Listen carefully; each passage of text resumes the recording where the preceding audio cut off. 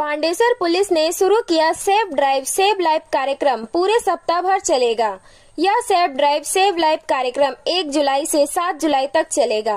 पांडेसर उप यातायात द्वारा सेफ ड्राइव सेव लाइफ का कार्यक्रम आयोजन किया जा रहा है।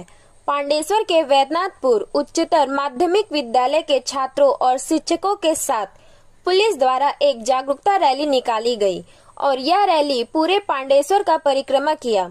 इस रैली के माध्यम से सड़क पर चल रहे लोगों और स्कूली छात्रों में जागरूकता फैलाना है।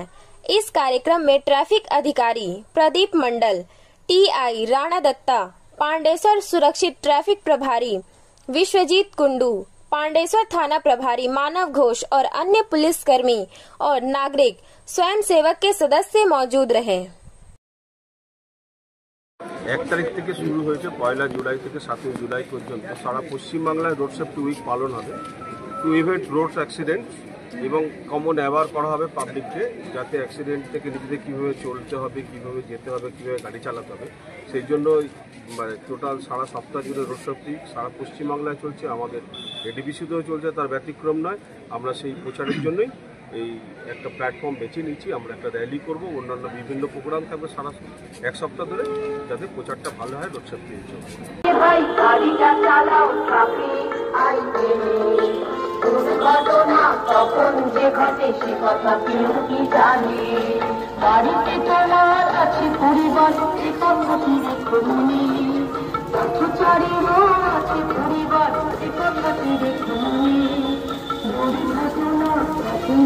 Thank you.